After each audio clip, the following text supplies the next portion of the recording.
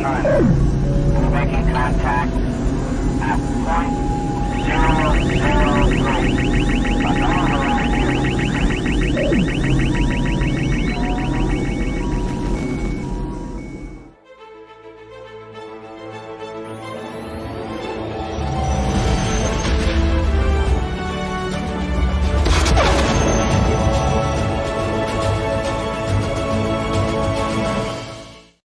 Welcome to Live Action Star Wars. I'm James. I'm Ralph. And today we are back talking about The Mandalorian, Chapter 23, The Spies, the penultimate episode of the season. Right. And we're not doing it alone. Nope. Joining us again for the second time this season. Yeah, unprecedented. Adam Frazier. Welcome back, Adam. Thanks for having me.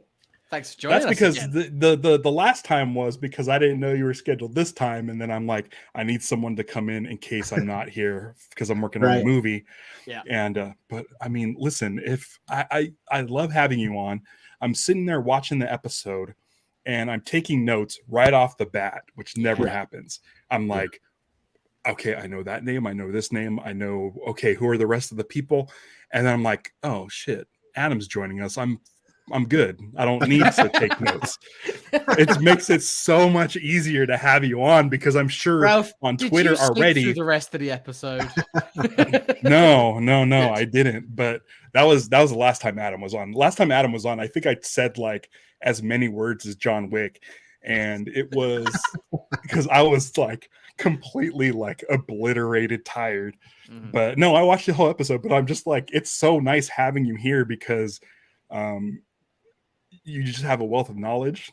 Yeah. And you also probably watched the episode. Like I just finished watching the episode like less than an hour ago, but you've had time to process because you're on the East Coast, and James had time to watch it probably twice. Watch it, right? Like you were up. Yeah. I actually I ended up getting up at 4 because my dog kept waking me up, but that was fortuitous because really I was having trouble sleeping anyway. So yeah, fair. Too excited. Too excited. Kid before Christmas. I've done 2 watches of it. It's so I'm like, I don't even know why I take notes on these days. It's all good. It's nice because you always bring something a little bit different than the rest of us. Yeah, my notes are real stupid. That's what we like your notes for, Ralph. They're brilliant. I'm glad that you're here, Adam, because I really enjoyed this episode. I've got some criticisms, and I know that you were really high on it. So I'm like having someone who's really into the episode really sort of helps us all. I think Ralph feels the same way. Like, it's that enthusiasm really helps, and it makes me end up liking the episode a lot more. Sure. So I was like, cool. Like, I know that my criticisms are fine. That's good to have them every now and then. But like, knowing that you're going to be here and loving this episode, I'm like, great. I can't wait. It's only going to make me like it more. Yeah. Let's get into it. Let's do it. Let's get into it. First of all, I haven't. Where did I throw that book? I've been meaning to reread this. Ooh, yeah. Because I remember Paleon. You've seen this one, Adam? That's like the graphic novel of I'm like, I know the name Paleon, and I don't remember who he was in this book. I really need to. I'm not going to reread the. I mean, a brief little. I'll read the comic. Captain Paleon, he was the captain of the Chimera, which ended up being Thrawn's flagship Star Destroyer. Thrawn was like the Grand Admiral. Captain Paleon, it was his Star Destroyer. He was Thrawn's second in command. Yeah, that's Paleon. And we see him for the first time. I think he's been name dropped in the end of Rebels. I'm pretty sure that Thrawn says like Captain Paleon like prepare the fleet or something. Yeah. But first time, and I was so excited because he's got the mustache. He looks perfect. He's perfect. It was Xander Berkeley. I didn't realize it was Xander Berkeley until my second watch. I watched through the credits. Oh wow. Okay. He's been in like 24 and a bunch of stuff. He's one of those like character actors who you've seen him in a bunch of things. I think he's in Friends. Like he's just been around forever. It was great to see him. And we got Hux. We got Brendel Hux, Armitage Hux's dad. And Ralph, I know that you were hoping that it would be Brendan Gleeson, but do you know who it was who was playing him? I don't know, but I had some thoughts on the character. Who Is it a brother? It's the older brother, Yeah. yeah, or the other brother, the other Gleason brother. Gleason. So Brian Gleason. That's it. Yeah. So Okay, it's so that's great to see that. I really like that. Yeah. I thought that his sideburns were very callous. Okay, yeah, Is it- I can see it. Is it General Callous? Oh no, he was just a commander. Admiral He was. Cal- I don't Yeah, think he's he was- part of the ISB. Yeah, he was an IS agent Callus. Agent. Yeah. Yeah. So then I had like theories on like, because in Rise of Skywalker, Hux is a turncoat, Yeah. a secret spy, and I was like, here's this other Hux. Maybe it's actually Callus changed his name I mean, after the Rise of the Empire. I don't know if it works out timeline wise and had a kid, because I think Hux is born like right around like the time of A New Hope and stuff. I think so. Okay, so But yeah, maybe. Him and He can Zeb he can went still off be and born. had a baby. We've only Yeah. seen this dude as a hologram, so Yeah, we don't sure. know what happened in the time between the Battle of Yavin and this. Unless Callus died, I don't think Callus died in Rebels. No, Callus goes off with Zeb, and then we've seen what Zeb's up to now. So Yeah, which And makes this me episode wonder. is called The Spies.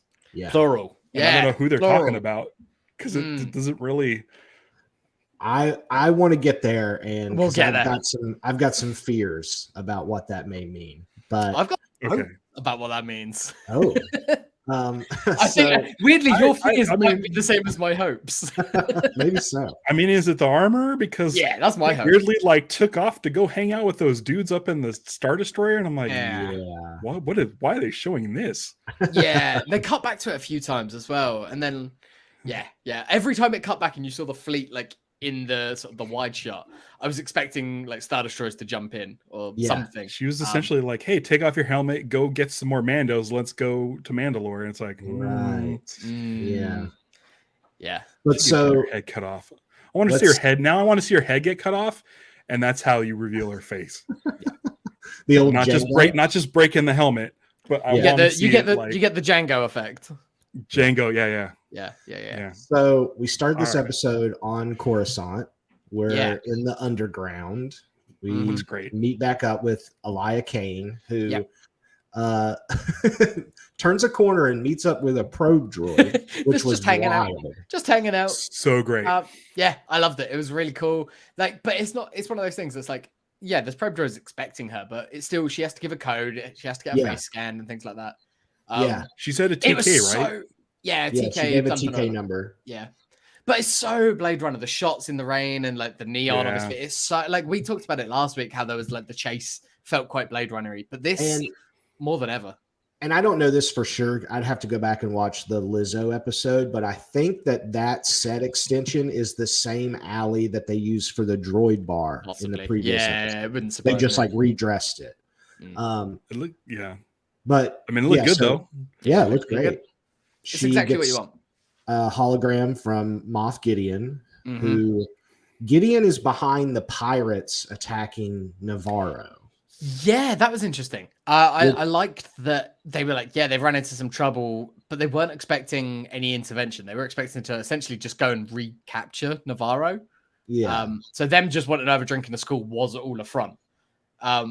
Like yeah, I took it at Gideon wants his old base back on Navarro because of true. the Yeah. cloning stuff that he had going on there. Yeah.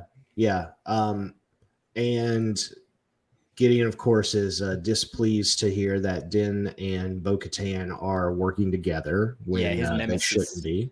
Mm. And then we get the other side of that call where he hangs up with Elia, and we see this like it's like the laser gates or whatever from the Phantom Menace, Yeah.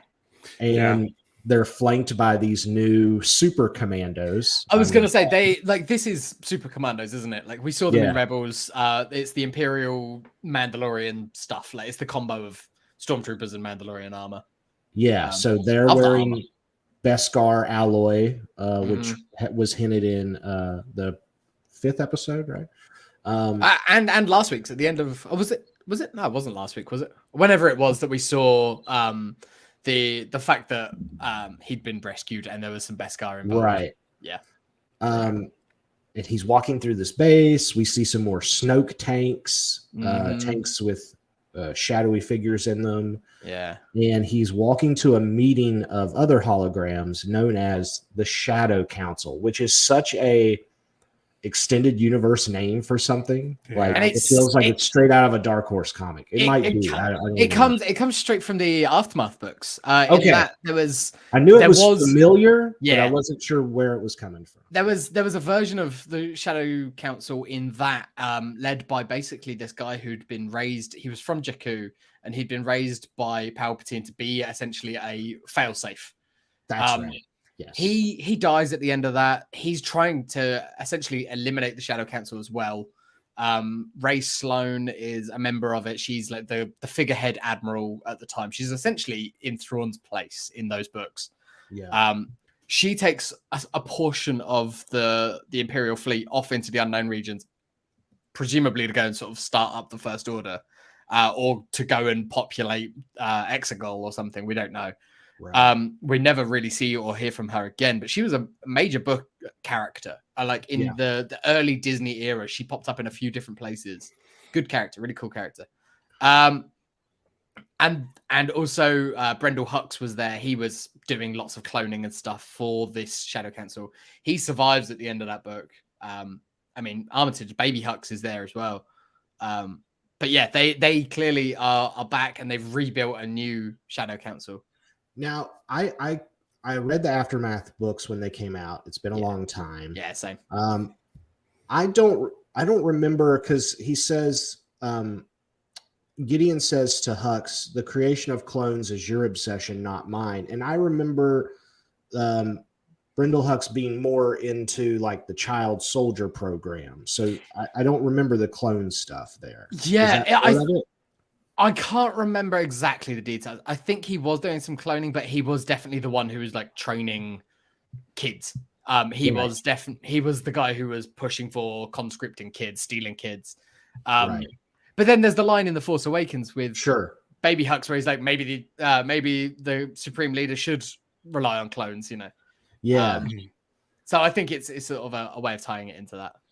Yeah. So as Tristan's just mentioned here in the comments, it was Hux who kidnapped Lando's daughter as well. Yeah. That would have been in the Shadows of the Sith book. Yes. Yeah. Really cool. Yeah, and the only two people that are named there in that sequence, aside from Gideon, are Hux and Paleon. So we didn't get any other name drops there, but we did get a reference to Project Necromancer. Yeah. Which, you know, is that Palpatine? It's got to be, right? It feels very much like what is it? Yeah, is it? You know, because we've if you've been watching Rebels, we've been getting this, or not Rebels, I'm sorry, Bad Batch. We've been getting this story about what seems to be the beginning of the Death Trooper program or some sort of experimentation with clones there. And so just the idea of name dropping Necromancer and this idea that we're bringing things back to life, reanimating corpses. I just wonder if, you know, how known is Palpatine's plans to these guys right now? I feel like maybe Hux knows exactly what he's working towards, but a lot of it will be you're doing this bit of the tech, but the actual grand, like the final version of it, what it's for, might be getting kept secret. It's different actions of it. It's splitting them all off. But yeah, I mean, I think it felt to me like, okay, this is all to how Palpatine returned. It's all building towards that. So they're doing so much work. They've put so many years of effort into it just because people started making fun of that line. Right. I think Bad Batch is done, right? This season? Yeah. Okay, I'll probably go and watch it. We just started rewatching Rebels last night. And it's so good. I'm gonna rewatch Rebels before Ahsoka. So same. Yeah.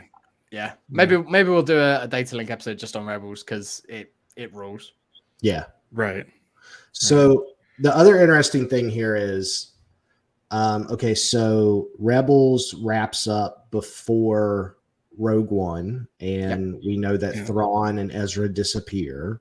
And here, everyone is awaiting the quote unquote grand plan to take shape, and they're waiting on Thrawn. And so they must know that Thrawn is alive. They must have contacted Thrawn. So I'm just wondering where we're going to pick up with these characters, like in Ahsoka, right? Because I hope so, because there was some like these guys. They were definitely like, they weren't named, but they were definite actors in place, and they were characters, and they looked like not just generic Imperial officer.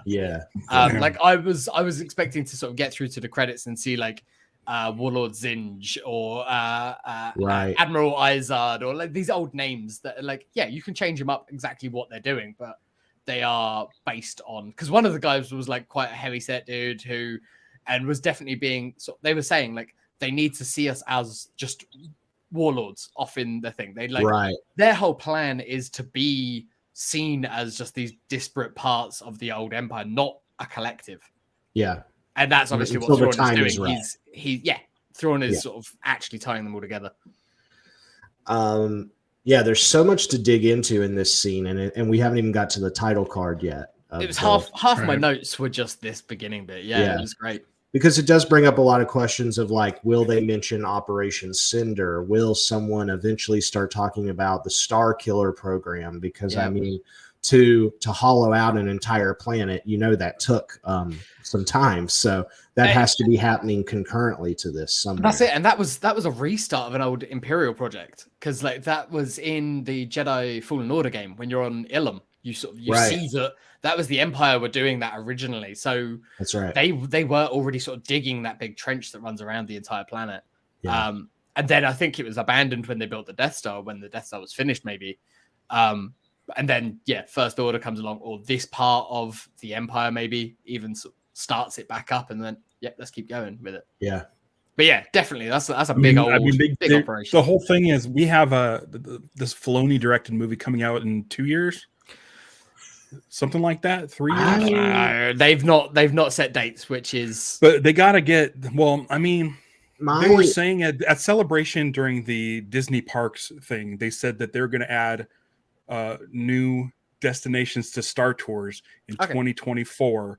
That were going to be concurrent with stuff that's coming out, movies that have yet to come out. So I'm assuming Filoni's movies happening within the next few years.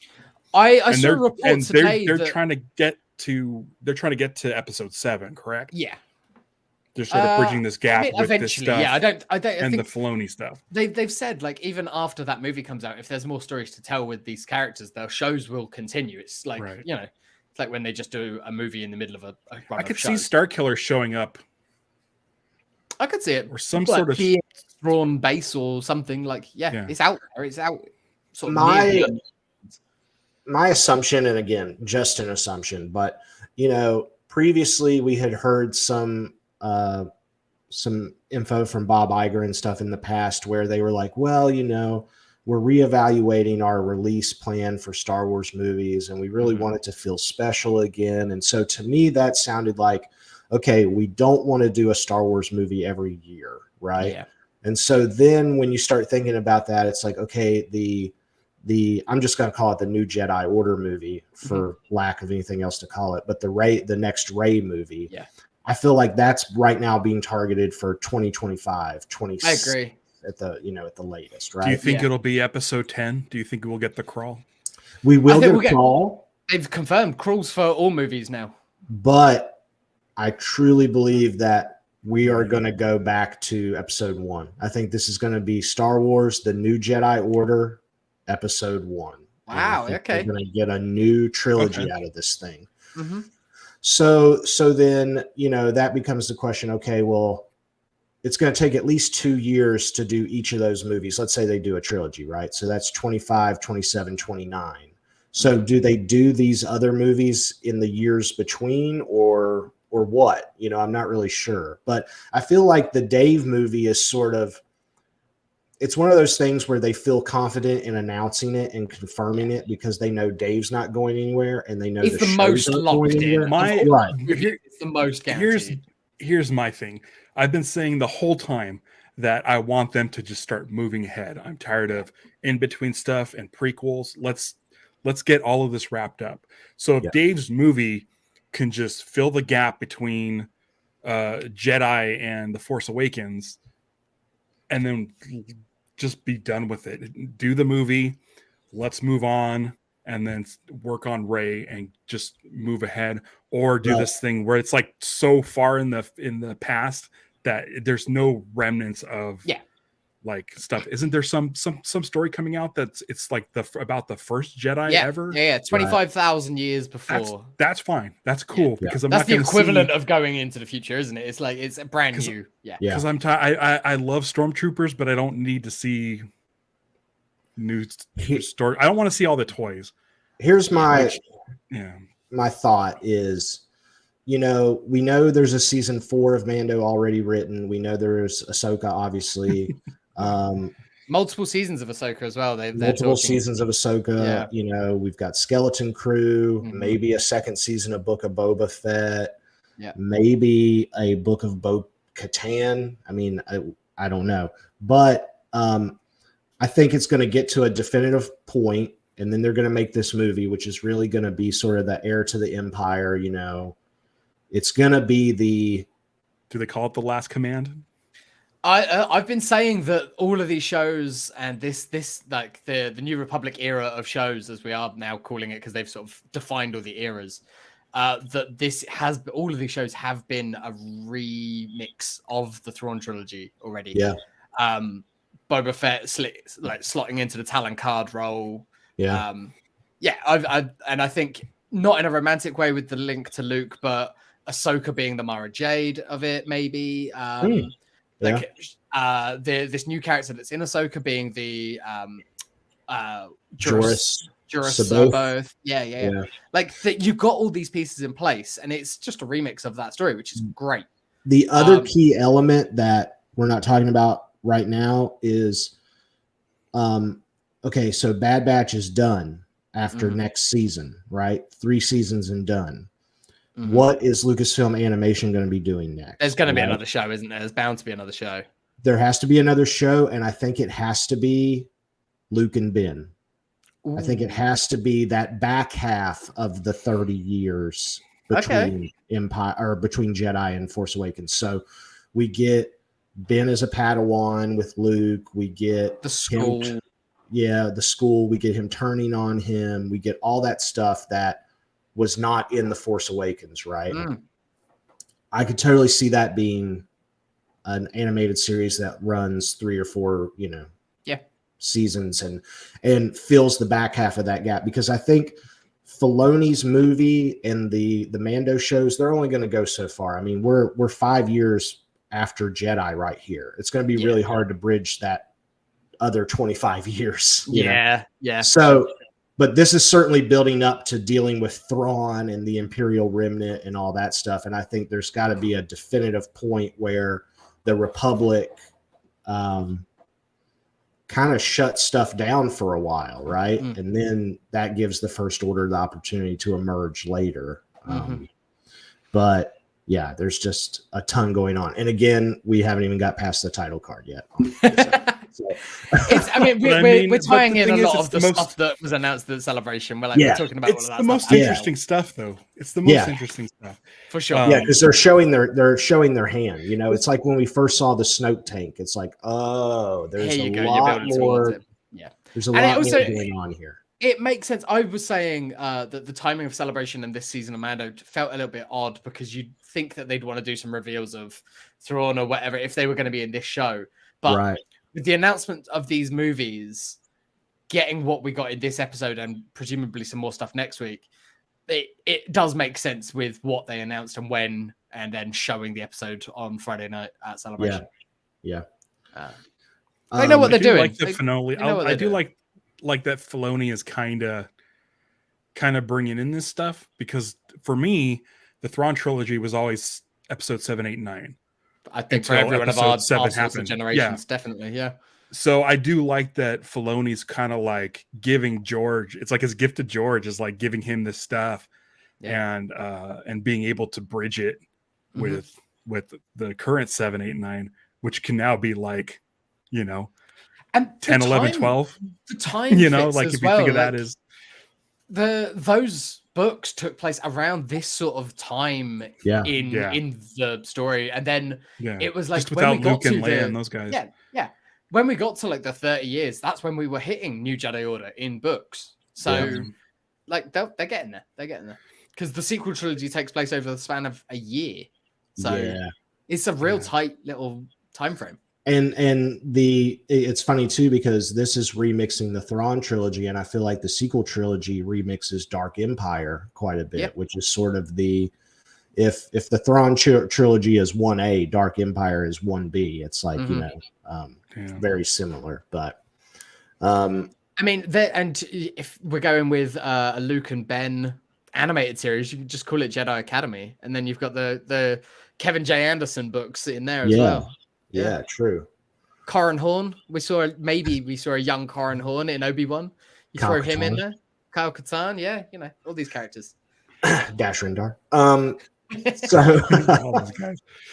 So on Navarro, and pouches. I saw a really good Kyle Katarn celebration. That was he looked great. So on Navarro, we see citizens rebuilding, and overhead we get the light cruiser glides by with the Mythosaur skull painted on the underside, and I thought that was cool as hell. Yeah, it looks. I think. Do you think when we see the Chimera in live action, will it have the Chimera sort of thing that it did at the end of Rebels? Oh yeah, I'd love to see that. Like, because I think were they potentially on that ship when it jumped, or when like the Pearl Guild jumped it away? I can't remember. I think they were. Yeah. Yeah.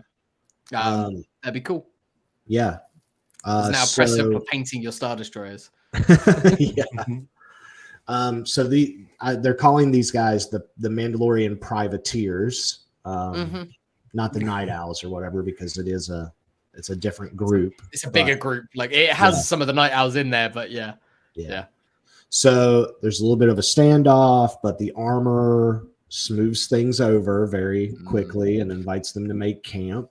And suspicious. Grief Karga arrives with a bottle of Coruscant wine. Yeah. But that is not the only gift he has. IG-11 is now IG-12, a mech suit for Grogu. Yeah, not really. Was it their last? Was it the last time you heard Adam, where we were talking about R5D4 riding inside, or we were talking about an Anzellan inside of an R5D4. Yeah, and we sort of got a version of that. We got it in IG-11 instead. I thought it was cool. I mean, what a good use! Like they were always going to be doing something with him this season, because otherwise you don't take him off of his statue and desecrate him like that. But I did not expect them to shove Grogu in there so quickly at all. as well. Like, I didn't know that was like the thing. A reveal saves the day moment, but no, they just did it straight away. Like that's where he lives now. I love the Anzellan that, of course, remembered Grogu and said, "Bad baby, no squeezy." Yeah, it's great. I think it was exactly the same like line read, but it's great when you've got a bad baby like that. It's brilliant. I love that Mando also says Grogu is too young to operate heavy machinery. Just such a specific line. Yeah, he's not going to go work at the local Amazon depot. No. And so of course, we're definitely going to see some crazy action next week, right? It has to happen. Why put him in the body? He's going to fight something. I like that he's just got a yes and no button. That's it. He doesn't have anything else. Yeah. Just yes and no. It's like he can answer every question, but it's perfect toddler mentality. Yes. He's like, yes, yes, yes, yes. And then when they're walking through the street and he's just pressing yes, it's like he is having the time of his life. It was so funny. You don't like Din stops him when they go to the trader, but like before that, you can sort of see him. It's like it's the equivalent of a "Are we there yet? Are we there yet? Are we there yet?" Like annoying kid thing. Yeah. It's great. And I love that basically the first thing that Grogu uses the mech suit for is stealing food, which is very on brand for him. He gets a Melu run. Yeah. The fruit that is all over Rebels and has always been like in the background. I'm pretty sure that on Jedi Temple Challenge. In Jedi Temple Challenge, what's his name? Cyril Khan's mum, I believe, has a bowl full of them on Coruscant. Yeah. It's like the apple of the galaxy, which Doesn't Right. make sense with its first appearance in Rebels when Hera was like, "Oh, this rare fruit." It's like, nah, they're everywhere. She Right. just wanted to Yeah. send off Ezra and Zeb to go and do a thing because they were Yeah. annoying her. Well, it's been some time since then. That's true, and that was under like Imperial rule. There was probably a ration on fruit. Yeah. So then we go back to the camp, and Bo-Katan is giving her speech about, it's time to retake our home world, and we're going to send down this recon party. And the fleet jumps to Mandalore, and we start with the scouting party, and we get another great shot of all the Mandalorians dropping out of the ship. Yeah. I could watch it a million times on loop. I mean, we're going to get a big one of that in that movie eventually, aren't we? Like when the Mandos come in as like the cavalry to save the day, like whatever happens, like it's gonna be, and the music's gonna kick in, and like you can see it, they're setting it all up right now. Yeah. Yeah, and they drop down in perfect formation, and Paz Vizsla's like at the front with the big gun, and I, as someone who loves like the Aliens and Predator movies, all I could think of is like he's the Jesse Ventura, he's the Vaz-Kaz, like he's leading point with the big gun, like Big gun. and he's a character that I've struggled to care about because he's always played as a bit of a dick.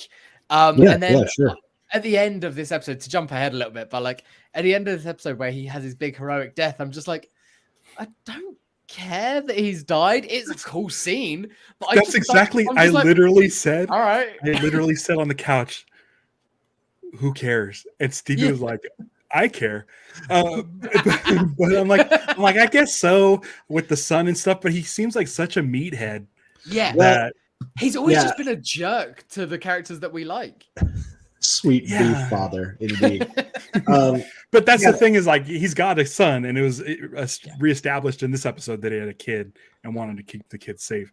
They tried to humanize him a little bit, yeah. Well, and it's funny because my mom texted me this morning while she was watching, and she was like, because we had this discussion maybe a week or so ago. My mom was like, they better not kill him. They better not kill the big guy, as she calls him. Yeah. And because when he, I think it's episode 5, he's about to give the speech, and you think, oh, he's gonna disagree with Din, but he agrees with him because Din helped save his kid and stuff.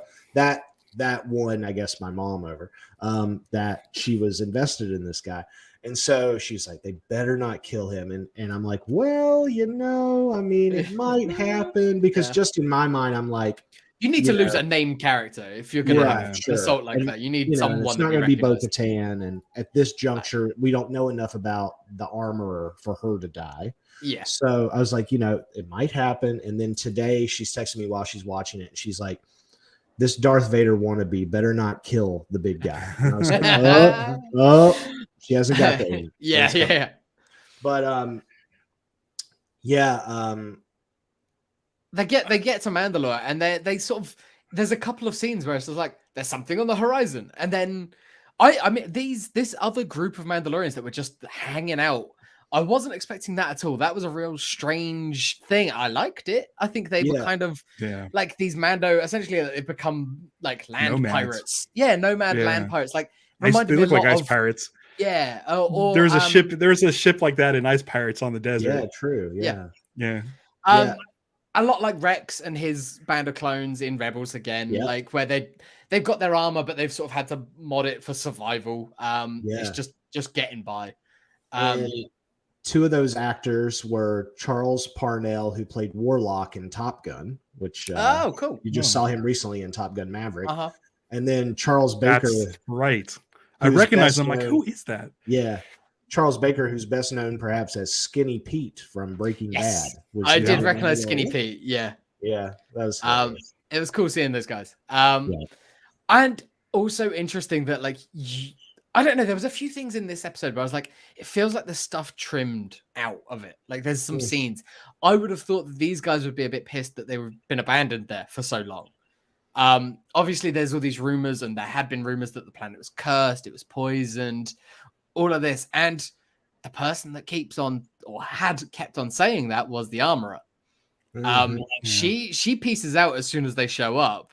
Very true. And I'm just like, I don't trust her. I've never trusted her. I don't trust her. I still think she's going to be the villainess. Get that helmet off. Yeah, take that helmet off. I think the fact that Emily Swallow take it clean off. Emily Swallow was at Celebration like all weekend and helmet off and everything. So Stevie's watching the live feed at Celebration. She's like, "Who the hell is this lady? Who's this lady?" And then she goes, then I was like doing something else, and she's like, "Oh, I guess she's like, oh, it's the armor." I'm like, okay. And then yesterday I'm going through like my Instagram feed and I'm like, who the fuck is this lady? And I'm like, oh, it's the armor. And we both had no idea what she looks like. And it almost felt like a spoiler watching her at Celebration. Yeah. But it's coming off. It's got to come off. And I'm kind of hoping, I don't know how this fits into the grand scheme of the EU, but if she is the same species as Maul as a reveal, I think that's a nice shorthand to say she's a bad guy. I think it's the shorthand having the horns. Mike brings up the theory here that I couldn't remember the name of it, but I've seen it bounced around a few times.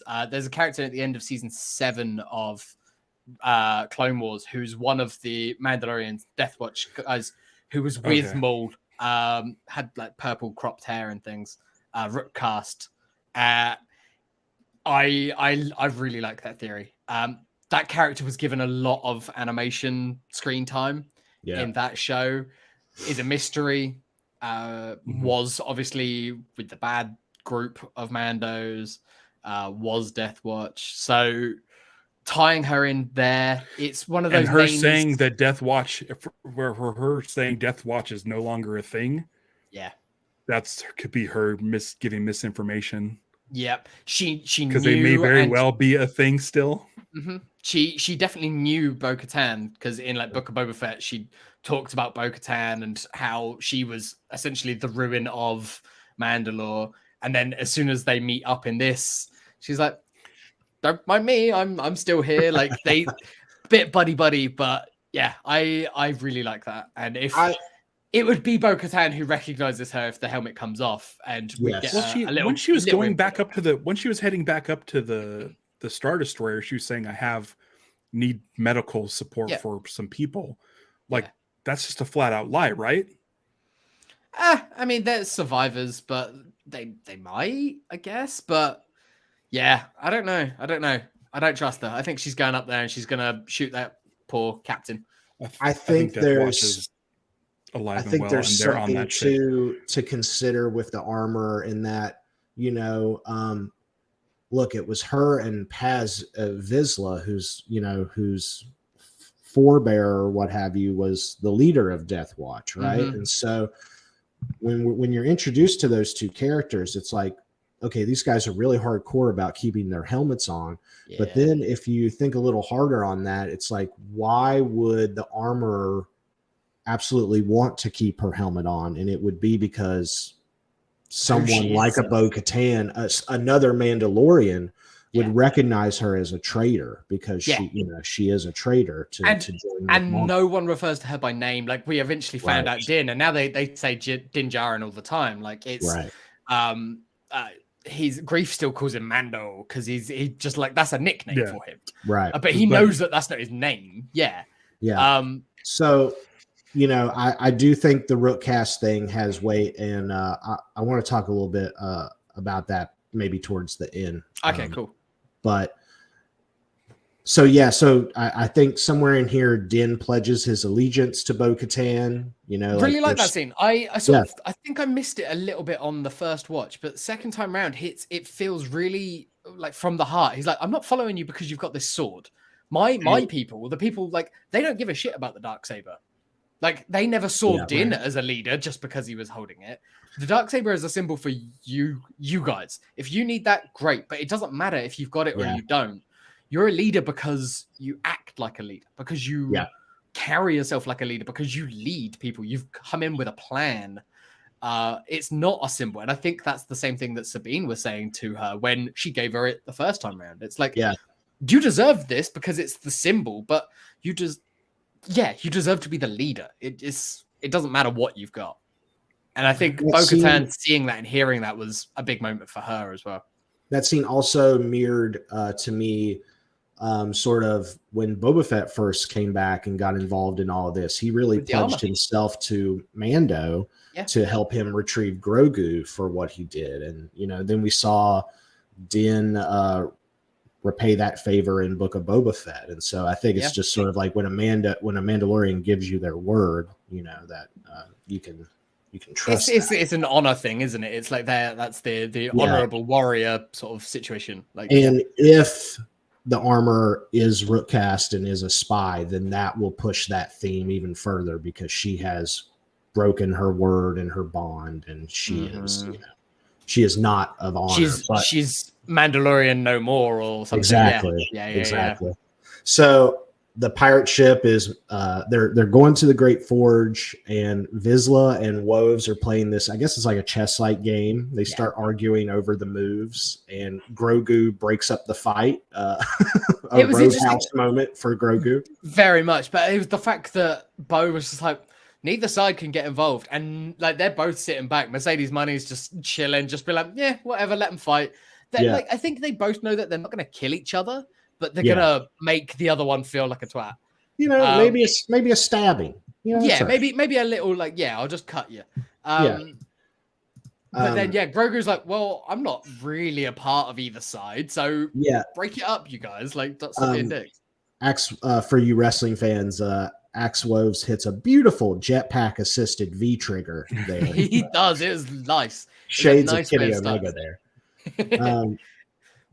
But and then we get this giant creature emerging from the crystallized crust of the planet, and my biggest problem with this episode, I was like, that's not the mythosaur. Like, they're not gonna do that. Yeah, that's what I was thinking. I mean, at first time I watched it, I was like, wait, so hang on, that's a mythosaur, and then no one talks about it, right? But then that's what I figured. I was like, afterwards, it must not be. Like, I'm pretty sure we saw the big horns coming down and stuff when we saw it. If you like lighten up that image, right? But because if it was, and no one is talking about it, like in the next scene, then what the hell? Like, that's just like, I hate to say it's poor storytelling and things like that, but like that feels pretty poor at that point.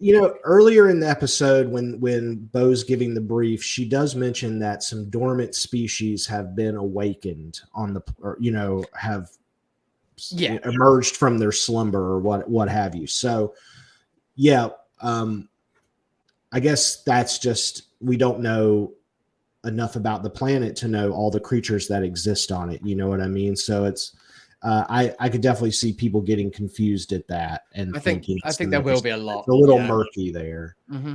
Well, it's a big thing with like a big sort of giant dragon head, like very similar, and we only saw the mythosaur with like in shadow. So right, always a bigger fish. Maybe mythosaur comes along and eats that thing. Hey, maybe so. Yeah, that would be sweet.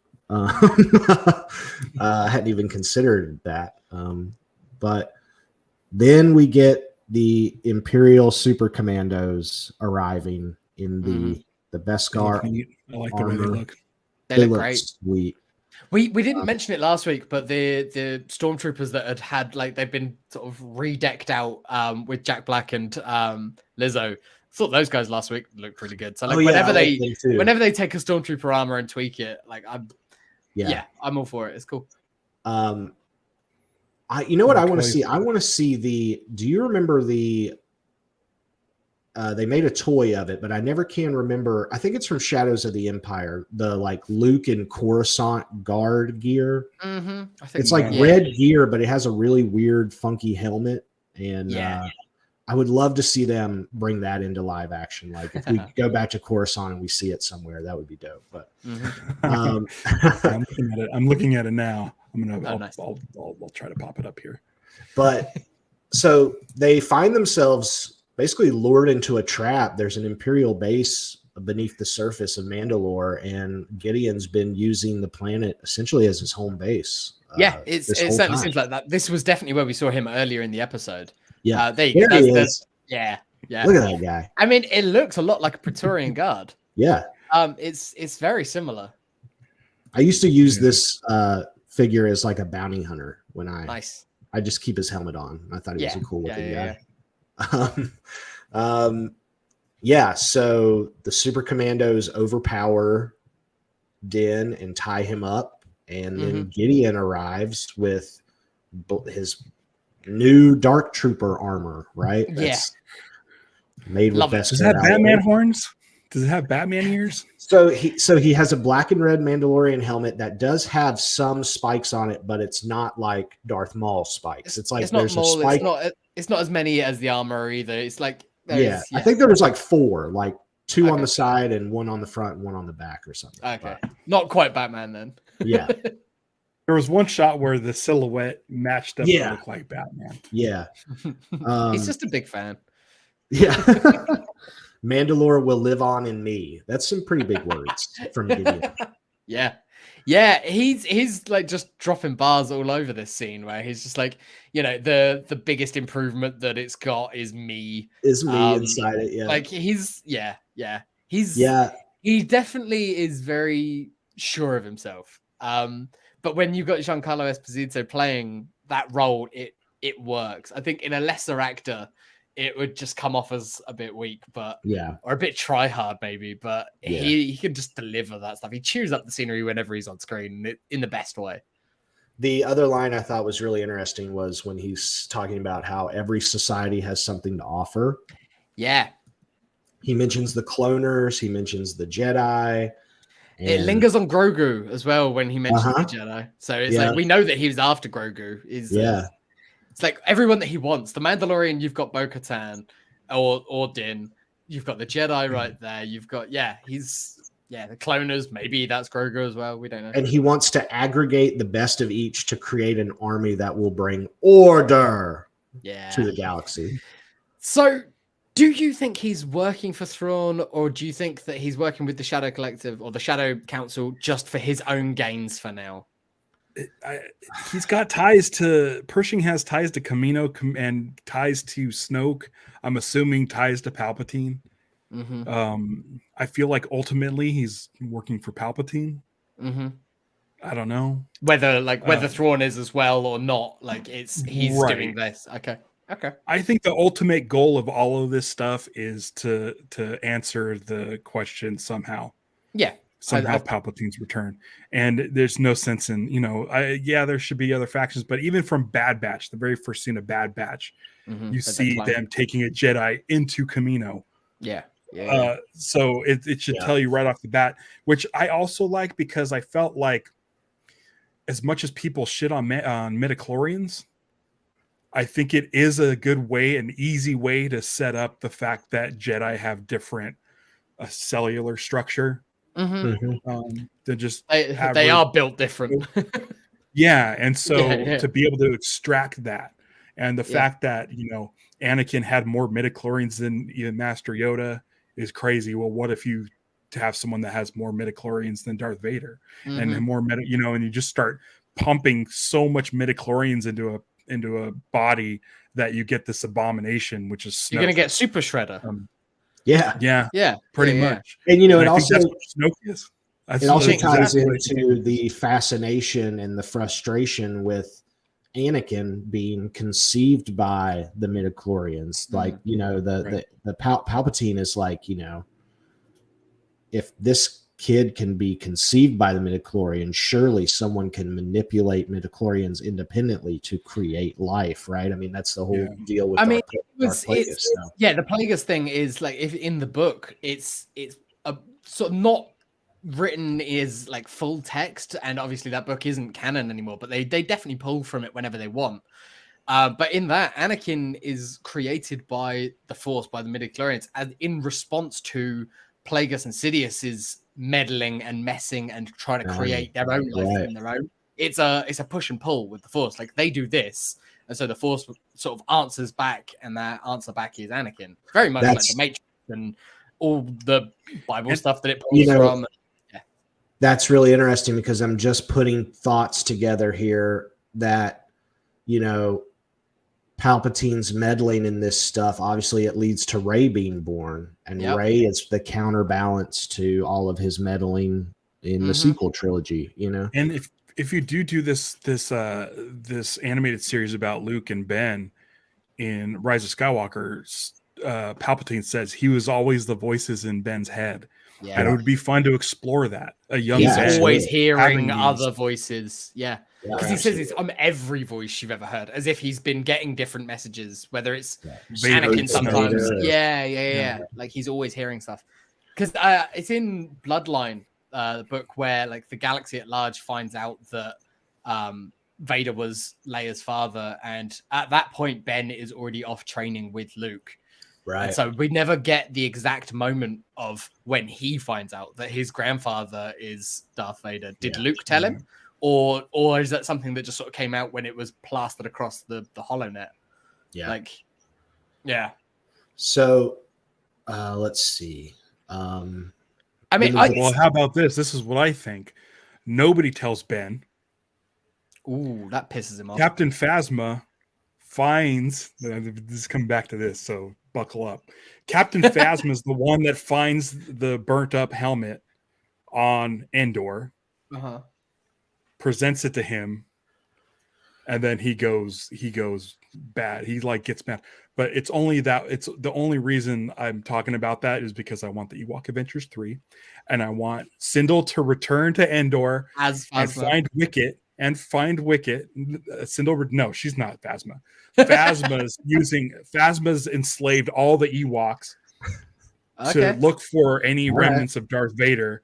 Is she living in that castle from the caravan from Battle of Endor? Yeah, absolutely. And that's where she slaves the Ewoks. And Sindel returns. Wicket is by himself, and they need to go rescue the. As long as Teak is involved and there's a Gorax, I will show up. Unfortunately, we just lost Wilford Brimley. Yeah. Who died at the old age of 45 or however old he was. He's always been 45. Yeah. But that's what I as long as we're filling gaps in between Jedi and Rise of Skywalker, let's get some more Phasma and let's get some more Sindel and Ewoks, because please, it needs to be a trilogy. All of the cast of Willow needs something to do now. Like just chuck them all in there. Like true. Yeah. I like that show. It was real weird. That show was really weird. But holy crap, was it was entertaining to watch, because you're sitting there watching this fantasy show and all of a sudden the Beach Boys' Good Vibration starts playing, and I'm like, what is this is bonkers. Yeah. Willow is off the rails. Like anybody who complains about last week's Star Wars episode with Jack Black and Lizzo being insane and off the rails, like Willow's like that times 10 every episode. And I think that's why people shit on it so much. I don't know, man, dude. Willow was awesome. Yeah. Willow was so awesome. It was almost like John Kasdan was like, I don't think Disney. They're not watching.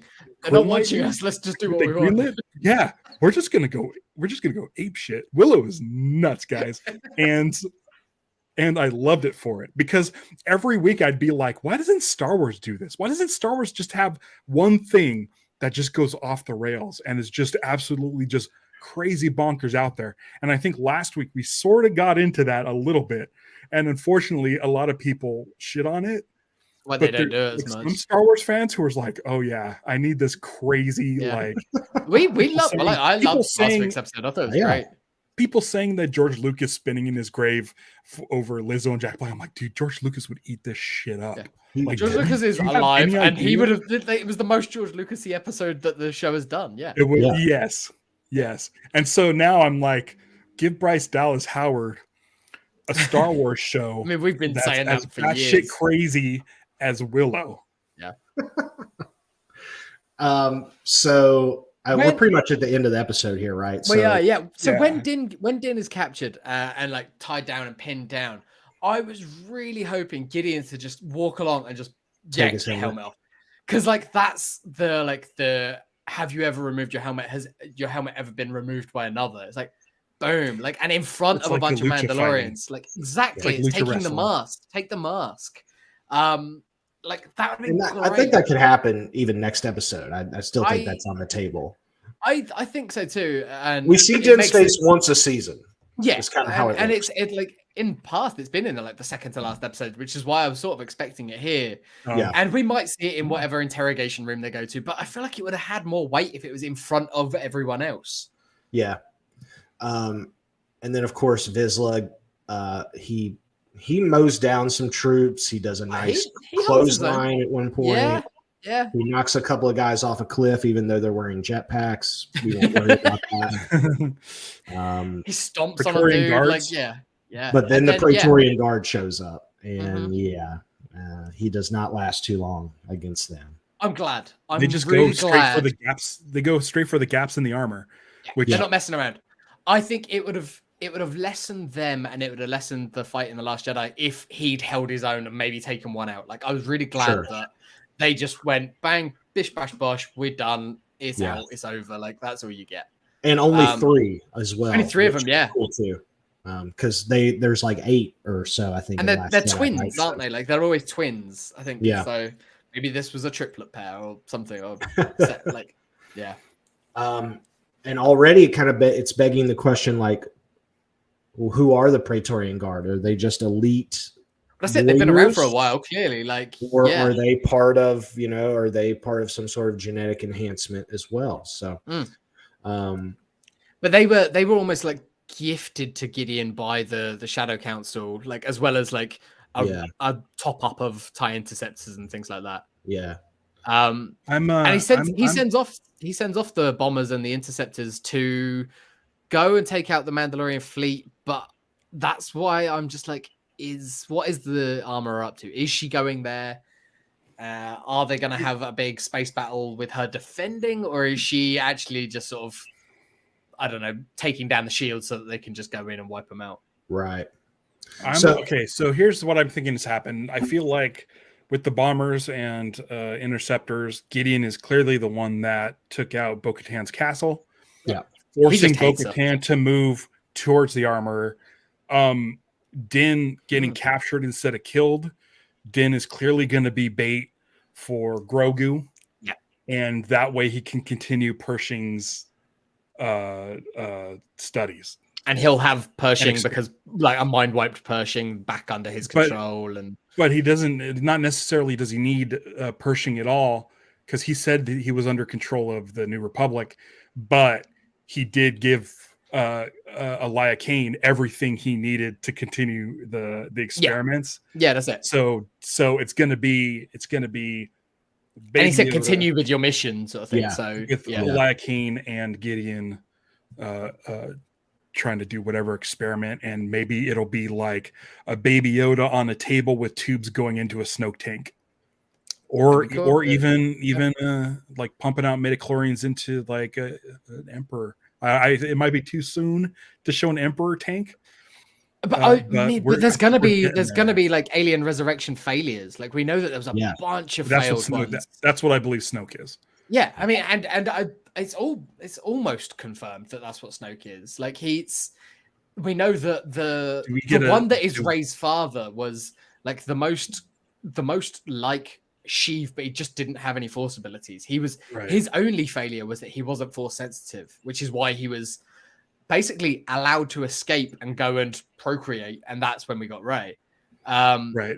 Are we gonna get a Snoke waking up in a tank, banging on the glass, saying "one way out"? Climb. Because I can't swim.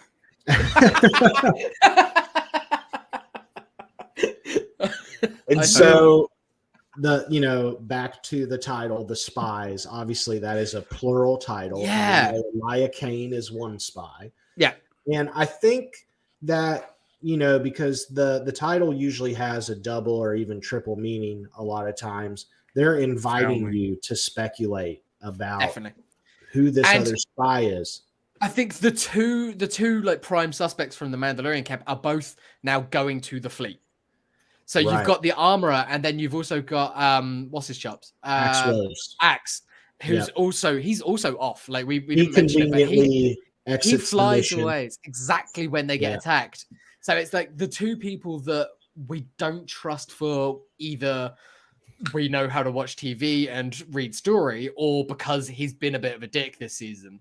And I also think that some people could read the ice pirate Mandalorians as potentially plants. You know, it's very convenient that they're on this planet with Gideon, and now we have members of that group being taken back to the fleet. You know, I don't personally think they're the quote unquote spies, but I think there's a suggestion that, hey, maybe don't trust these guys. I see their role in it as being the Mandalorians that have survived, they need to go somewhere to regroup, and they take them back to their hovel or wherever they've been hanging out. And from there, maybe that's when Bo's like, all right, we need some reinforcements. The fleet's been wiped out because of sabotage by either whoever it ends up being. I know what we can do to get some reinforcements. She goes and rides a mythosaur. And then the mythosaur with Mandalorians attack. And I feel like that's how we conclude the season. I'm going to stake my flag in the ground. Boba Fett is going to answer the call. Interesting. Din is captured with a bunch of Tusken Raiders. And when Din and Boba last met in Book of Boba Fett, and Din came and helped him save Tatooine and everything, Boba more or less said directly, hey, I owe you. So I think someone might put the call out, because we also have to consider that Carson Teva knows that Gideon is loose, and so we have to assume he's putting it all together. Exactly. So Zeb and a Y-wing or something. Right. Yeah, the ghost. Are we gonna get X-Wings versus the ghost? Are we gonna get X-Wings versus TIE Fighters this episode? God, maybe. I hope so. Maybe so. Over Mandalore? But so back to the Spies and Teak is there too. And Teak is there with R5D4 and they're in a Y-wing today. No, Teak is riding R5D4. Yeah. Bubble of a Y-wing. That's like when you go back and think about the armor from the beginning of the show, right? So the first time you see her, obviously you notice the horns, and we know the connection is that Maul had a group of Mandalorians that was loyal to him, and they put horns on their helmet, etc.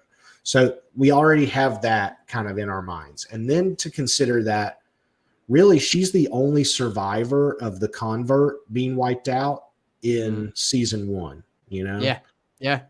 At the time, didn't really think much of it, but now it seems a little convenient. Also, I think we joked about this, but we discovered that the water that she uses to make the weapons comes from Mandalore. All right. Yeah. She has not been to Mandalore. So where's she getting this water? So if she's working with Gideon, she's getting that special living water from him. So that's something to consider. Also, when they're going to the armory, you think she would go with them. Right. That's her She's the thing. armorer. Right. Yeah.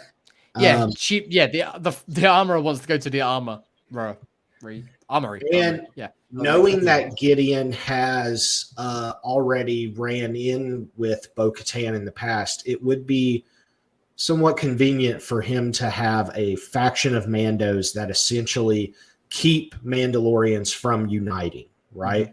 If they have this different path that Bo-Katan doesn't walk, it further separates all of them, and the odds of them reuniting against him are less. Yeah. So I am sort of worried that we are going to get the reveal that she's Rook cast, and she was loyal to Maul.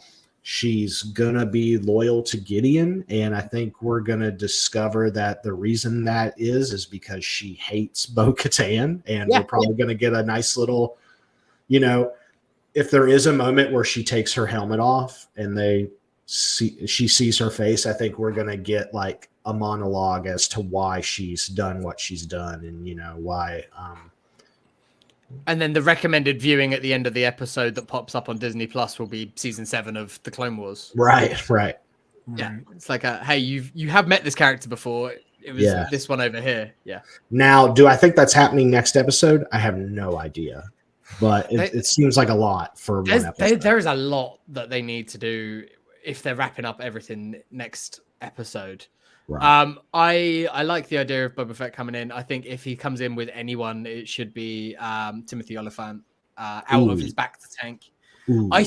I think we're more likely to get those guys show up in a post credits, like the Book of Boba Fett reveal. Like, we cut to Pelly, and it's he walks in. I can't remember the character's name. He's also from Aftermath. Oliphant's character walks in. Oh, and he's man, like, Cobb Vanth, that's it. Thank you. Yeah. Cobb Vanth walks into Pelimoto's and he's like, "We need some work doing or something." And then Boba Fett and Fennec. They come down the steps and it's like, boom. It would be super awesome if they made Cobb Vanth like an honorary Mandalorian. Like, I feel like he got his own gear back. I feel like he's as much of a Mandalorian as Boba Fett is. So whether they give him his own armor or something, because we know he misses that armor. Yeah, exactly. And especially after being shot. And he's probably going to have some sort of cybernetics when we see him again from where he got repaired by the mods or whatever. So. Tristan wants to see his namesake, Tristan Wren, who is Sabine's brother.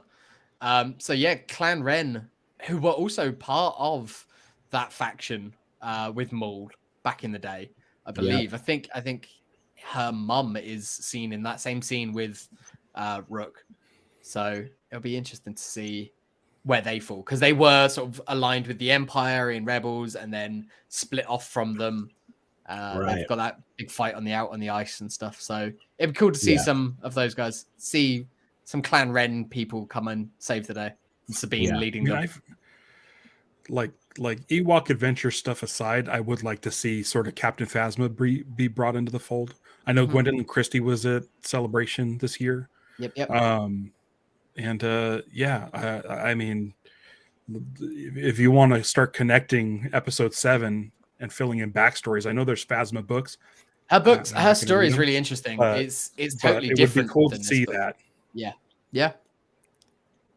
And we know that they're still pulling from books, like even books that they don't want to acknowledge Chuck Wendig too much anymore because of some of the stuff that Wendig had said online. But like, I think the Aftermath books are really good. I know that I think I'm in the minority of that, or at least the vocal minority, because people I think they're good. I think they set up a lot of stuff, and from when they came out, like it was right around the time of Force Awakens. Yeah, and they've done stuff in there like Cobb Vanth and all of this stuff. We hear about the Acolytes of the Beyond, who we then see in the last in Rise of Skywalker. They're the guys who get Vader's helmet, things like that. Like they set up a lot of things that they're still paying off. Like in these episodes, there are characters in there that show up. So they're not ignoring all of that stuff. They are staying true to their promise that, like, if it's canon now, it's canon. Like, it might not always be the most relevant thing, but when it is, we will talk about them.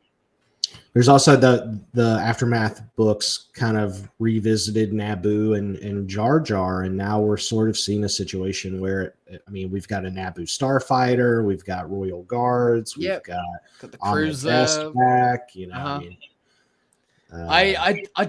I'm kind of with Ralph that I don't want to see him as the sad clown by the fountain, but I do now really, really want to see him be the one to help rescue Grogu.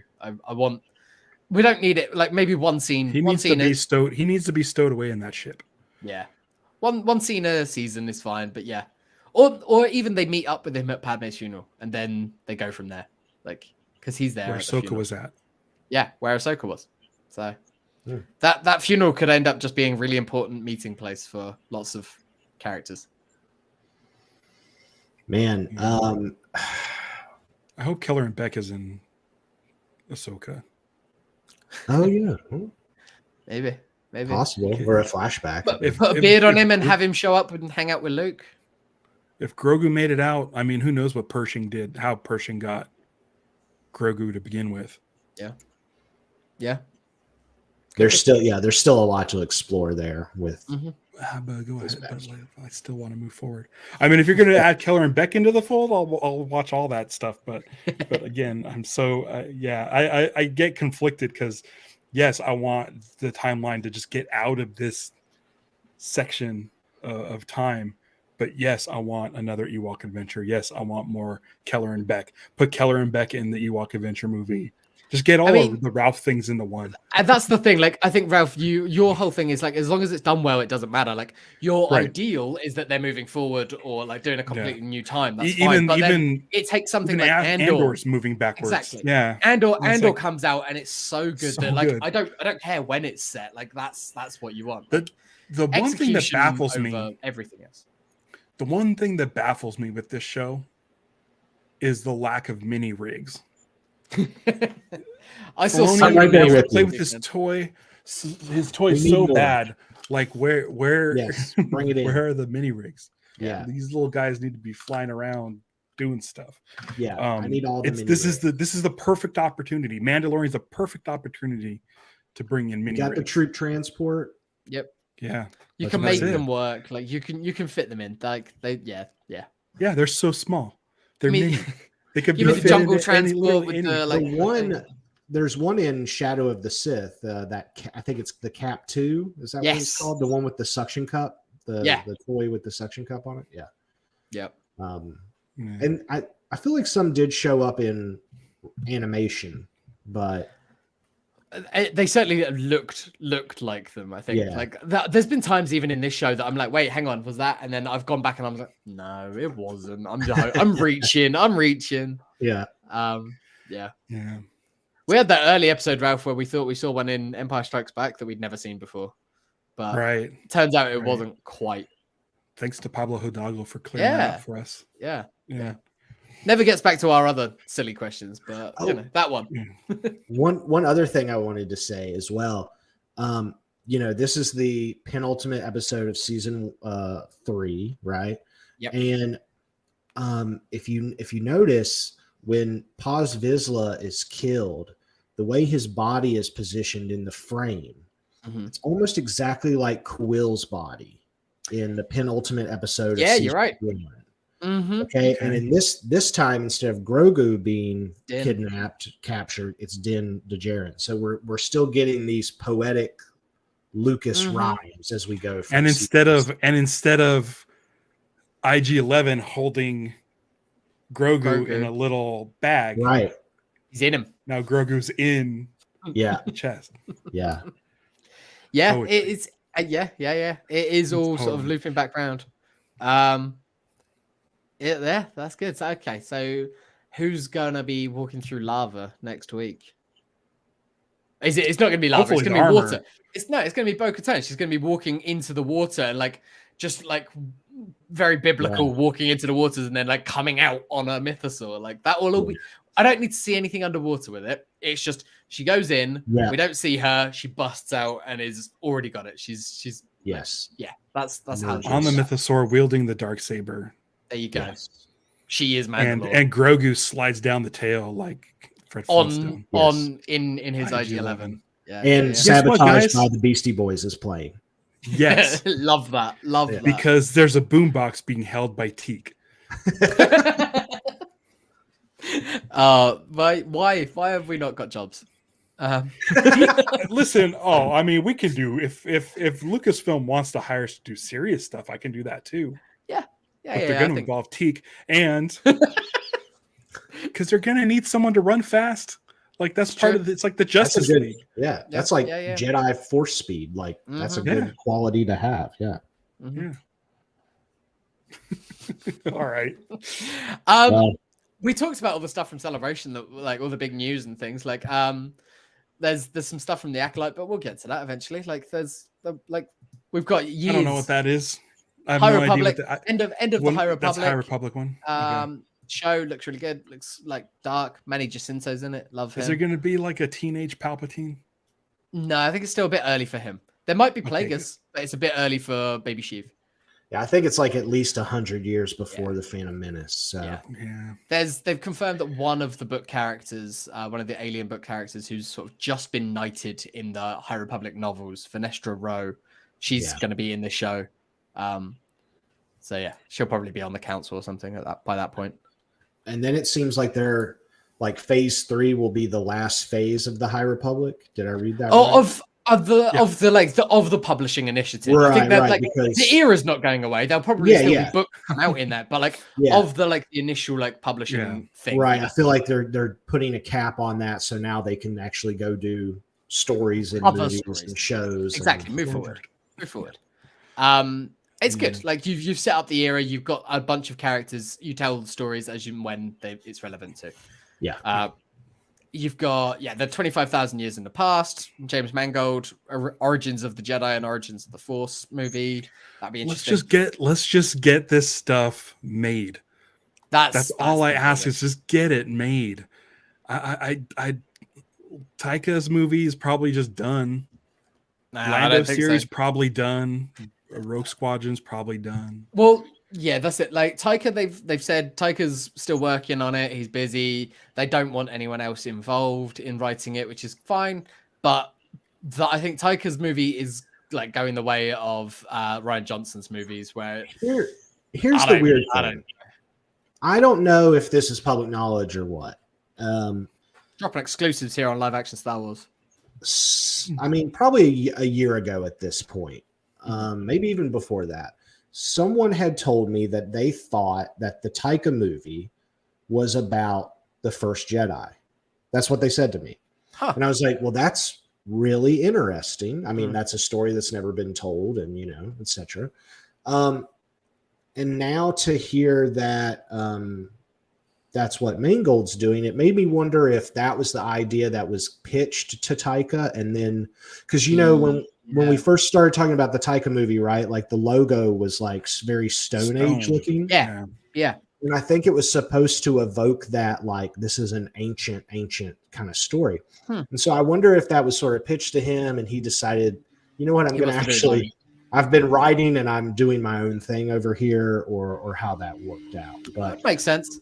The Rey movie is the movie that was going to be the Lindelof film. Like that's pretty much all but confirmed. Like that was the one that was that, and now it's Stephen S. Knight is working on it. And I feel like also that the idea of the first Jedi may also be something that came from the original Benioff and Weiss projects. Okay, again, would make sense if you're going back and you're doing that sort of style. I had sort of heard that those would be definitively Old Republic kind of stories, whatever they were going to work on. So again, it fits with when they were hot and when they were hired. Like it fits the aesthetic. It makes sense. You get those guys to do something like that. Yeah. It's really interesting. I think the old stuff is as fresh and new as going far into the future. And 15 years after Rise of Skywalker, New Jedi Order stuff is great. Like I've been sort of wanting to dig out the Thrawn trilogy again of novels because I want to reread those. So I'm going to get up in my loft and find my copies of those. Ralph's got his comic adaptation right there. Yeah. So I'm going to reread those at some point. I want to reread.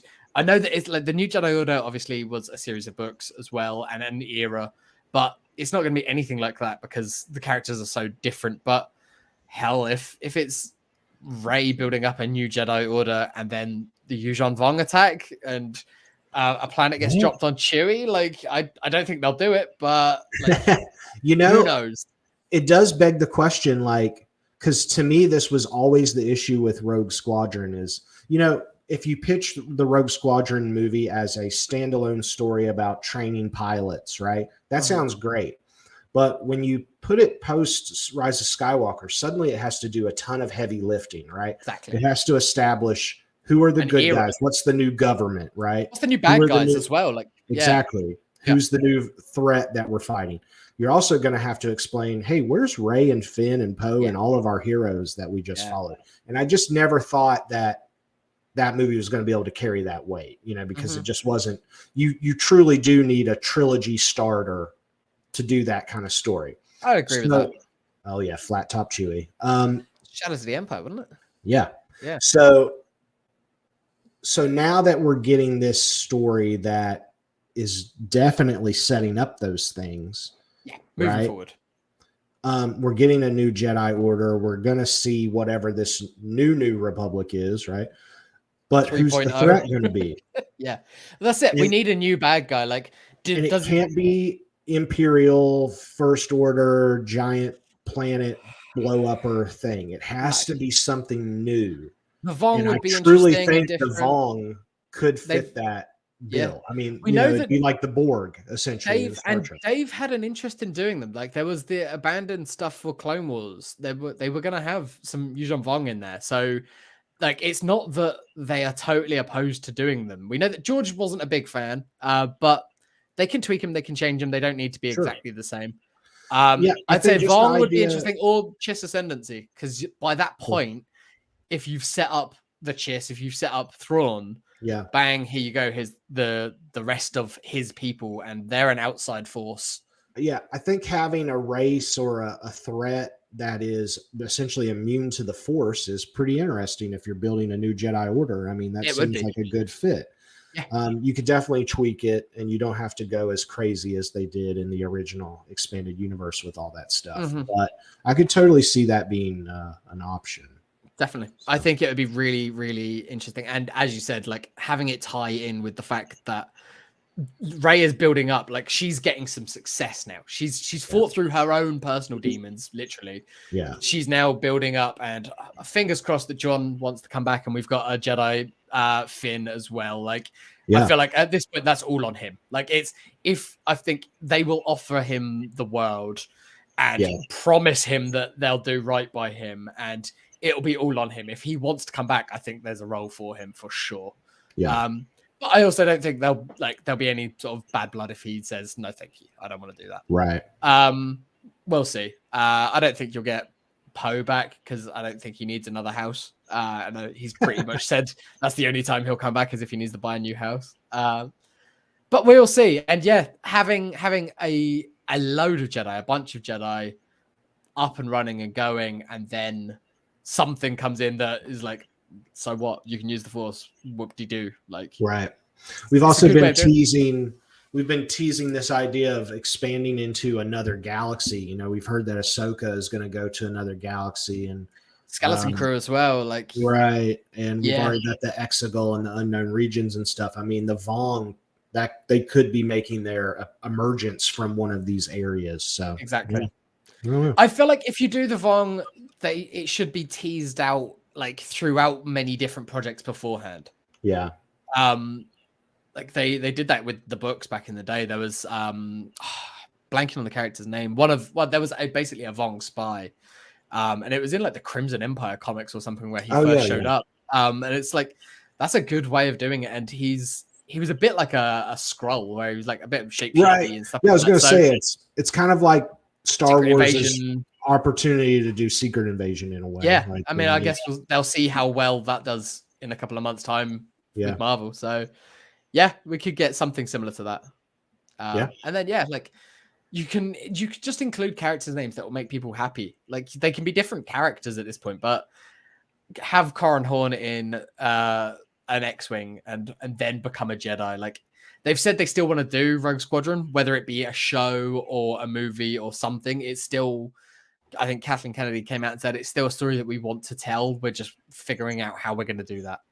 Lando's just come out and said like it's definitely happening. Donald Glover said recently, he's like, Lando's someone I want to hang out with. I want to do that. We're just working on getting the story right, which it's okay. Like, get there, they'll get there. I would love to see.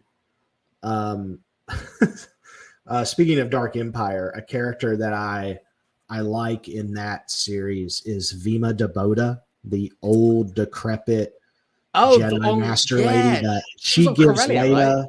Yeah, she gives Leia her lightsaber and you know, like kind of ushers her on the way. Like it would just be cool to get some more like you're saying, like name drop some favorites like that from the expanded universe. That's it. It keeps that group of fans happy that are like still pissy that they're not relevant anymore. The books that they grew up with basically don't exist to them anymore. It's like, Ugh. Dude, just go and read the stuff you like. It's all It's canon fine. to you.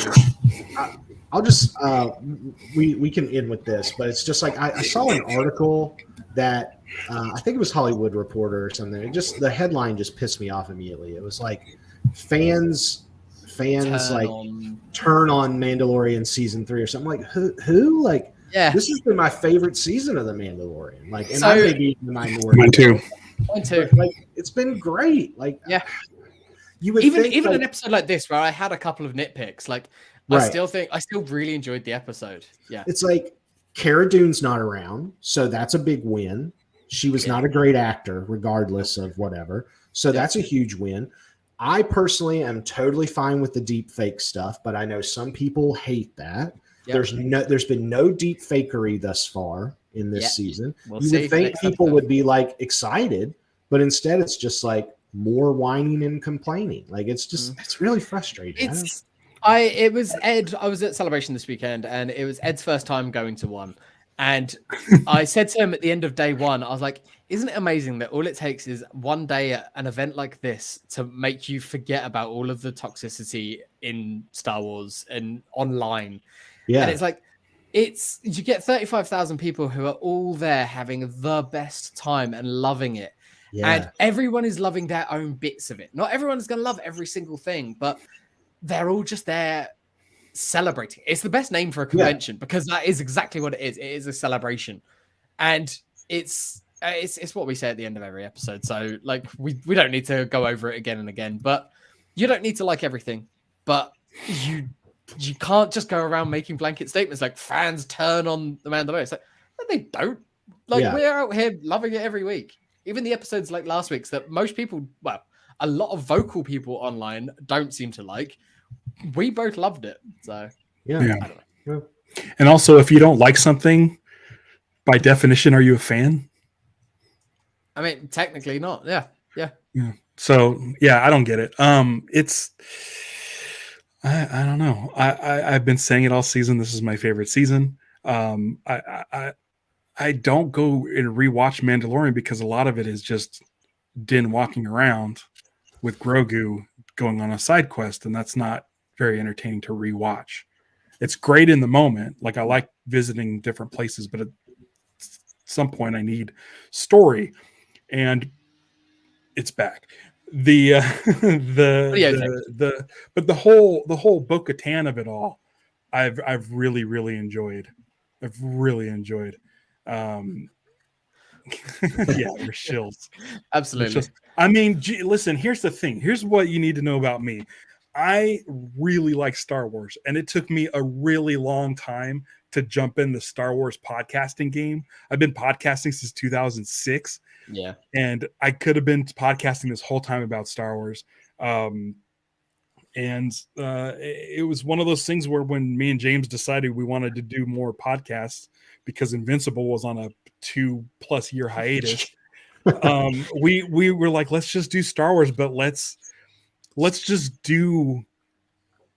make sure we keep a positive slant on things. Always. I mean, we don't have to be like shills. We're not getting anything. Our numbers aren't through the roof, and it might be because of positivity. Because headlines we don't like do clickbait thumbnails or anything like that. Like we never have, never will. Like we'll stand by that. I don't mind having lower numbers. So Mike Hext asked earlier, is someone getting attacked by bees? That's me. Right outside my window, they decided to trim the hedges. So I had you probably didn't notice, but my mic was muted this whole time, which gave these two guys the opportunity to talk about books, which I can probably just split out that chunk and make it a mini episode. And I'm hopefully it's not, you can't hear it too much now. They've gone. It's right now at the moment. It's fun. Okay. But I mean, dude, like, again, I can't say it enough. Like I spent the majority of my childhood and almost all of my teen years having 3 movies and 2 Ewok films. It's probably why I like the Ewok films so much, because that's all we had. Yeah. All we had was stuff like the Thrawn trilogy. All we had was this stuff. People need to put that in perspective when you're getting a brand new episode of Star Wars every single week. 2. And because there's also the Bad Batch like going on, or it was going and on. even There's now, like so next week's the between. end of this season, but you got to wait what 3-4 weeks, and then you've got Visions Volume 2. Like there's always something. Like there's never Yeah. a date that isn't on the horizon at this point. Like yeah, we want movies, sure we want movies, but there's always something, and we always know when that thing is coming next. Like after that, we've got to wait until August. Okay, it's a blink of the eye. And it's like, look, if you're unhappy with the direction of Star Wars as like a brand or a franchise, like that's totally fine. But like, do something constructive with it. Like, Same with anything. Same with anything, not just Star Wars. It just goes for life. Yeah, like if that makes you want to be more creative and like, if it's fanfic or fan films or art or whatever, like, do it. That's awesome. But don't be a dick on the internet just because someone enjoys something you don't. Like that's right. I have to keep things in perspective too, like you were saying, Ralph, because sometimes it's like, what are the ages of these people? You know, like, am I arguing with a 18-year-old or a 14-year-old, or you know what I mean? It's it's tough as someone who's near 40. Like, I don't want to be. I don't like. Yeah. I don't go target people. That's the thing that bugs me is you go target the people that like it. It drives me nuts. Yeah. I just, if I don't like something, I don't waste my time on it. So I just wish more people would be that way. Mike, I don't want Mike to think that we're coming after him because he didn't particularly like, or he thinks he's quite mixed on this season. Not at all. Like what you're saying is absolutely good and constructive. Like you do think it's mixed. I totally get that. That's absolutely fine. Like it. And I've talked Fetz doesn't. Fetz doesn't. Fetz doesn't understand why I don't like the first 2 seasons of Mandalorian, and it's fine. But it's fine. I don't understand. This is a conversation. It's not just making an article and presuming that you're speaking for an entire swath of people. That's what I get annoyed at. Yeah, I feel like if your seasons are going to be 8 episodes, it should be like good to go, ready to go. I remember watching Lost and people complaining and like it feels like they're just making it up as they go. Mandalorian season 1 and 2 feel like that hardcore. Every episode says written by Jon Favreau. I would love to see a script because I swear to God, he's just like tells Lucasfilm, we're going here, here, here, and here. And on the set, he's just like coming up with like it feels literally like he's playing with 2 toys. Well, you know, and I don't it's know. Entertaining, but it's not the second time through. And with this season, I find myself rewatching stuff because we're getting more lore into the backstory of Mandalore through Bo-Katan.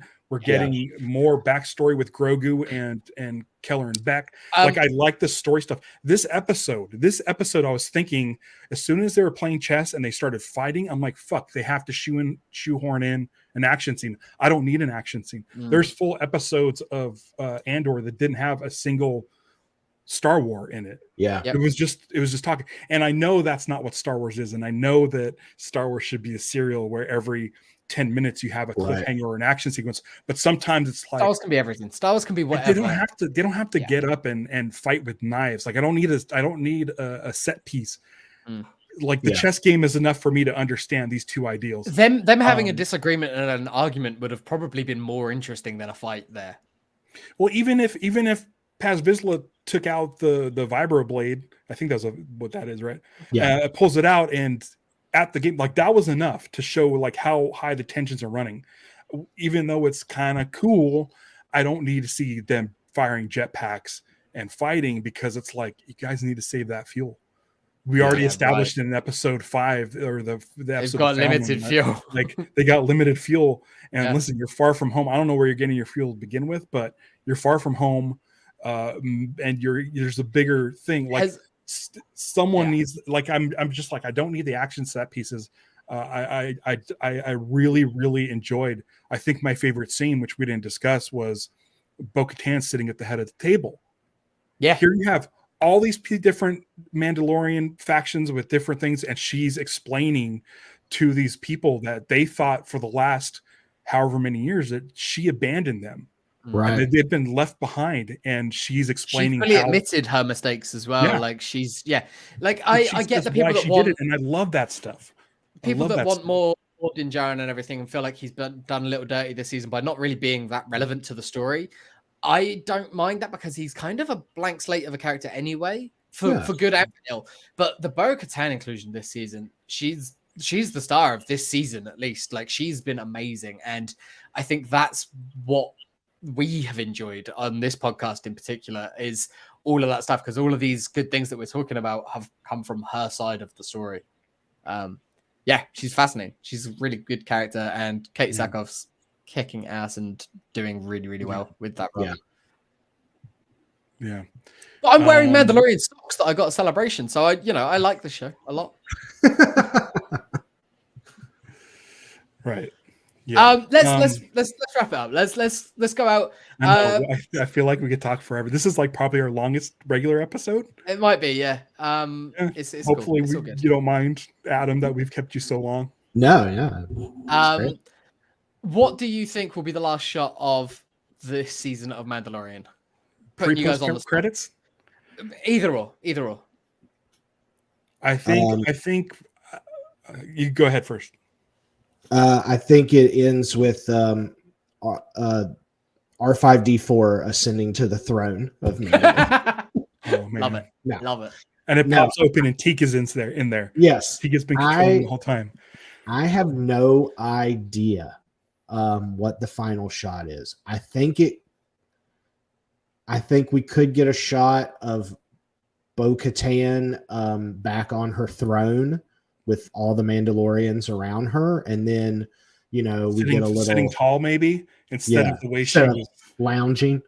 Yeah, and then we just get maybe Bo and Din are off again on their next adventure, but I really don't know. And then you have to wonder if we're going to get another after credits scene and what that would be. I mean, I don't know.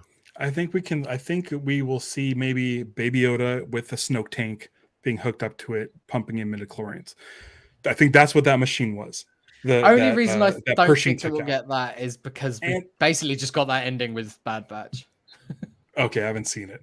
Okay, so then I 100% believe that we'll get Gideon either injured, dead, or whatever, with Thrawn there showing up for the aftermath, or Stolen my answer. Gideon still alive and kicking in a hologram transmission, because I feel like they really want to set up Ahsoka. Yeah, because it's not Mandalorian, it's not Boba Fett. If you're a person like who just follows live action, the Star Wars live action stuff, you might not know much about Ahsoka other than a couple Mandalorian episodes. So they probably want to make sure that people know. Tune in August. That'll probably be post credits. Yeah, the way they tease the Book of Boba Fett. Exactly what I was thinking. Like post to credits, let them know, like it'll be Gideon reporting to Thrawn, whether that's in person or via hologram or something, and then we get to see Thrawn. I think we see Thrawn. Maybe it's just the back of him, but we see Thrawn at the end of this season. I think this is right here is Fett's trying to get on my good side. He said Mecha Grogu versus a Bosk. Like, all right, cool, yeah, that sounds. You know me, I love Bosk. Yeah, but yeah, I'm trying to think. I don't know, but I feel like it's got to lead into Ahsoka. It has to. Yeah. I would definitely like to see Carson show up. With I think there's a good chance we get some New Republic stuff and Zeb. Yeah, exactly. I think if we see some New Republic, if we see the Rangers, then we see Zeb. Yeah. So how about we get Zeb here, post credits, Zeb meeting up with or doing a transmission to Ahsoka. Ooh. Saying, hey, there's something going on here. I have a lead to Thrawn. Cool. Ooh, that'd be cool. That'd be very cool. Yeah. Love it. All right, guys. Thank you for joining us. We've been talking for far too long. But it's always a great conversation. And Adam, we love having you on. Thanks for having me. Join us next week when we talk about the finale, and we are all completely wrong. Because we don't know anything. Keep an eye on YouTube to make sure when we're going to be going live. I sent out a request for a guest, and we'll see if that works out. Cool. Potentially a longer episode again next week because I don't have work, which would be nice. And if we get the guest, I want, they're a talker. They're a talker. I So, can't wait. I think it's I really hope it happens. It's all literally logistically them getting a camera to join in on the live stream. We'll see. If it And happens. also, if you don't follow us on socials, follow Live Action SW on Instagram, because I shot some stuff at Celebration. I was hoping to be able to cut it into a video.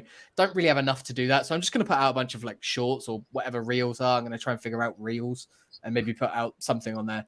And then I guess we can link that to the Twitter and stuff as well. So follow us on there if you don't already. And then all of us are here. You're just seeing it on the video. Casino Skunk, Jay Hewlett, and Adam Frazier.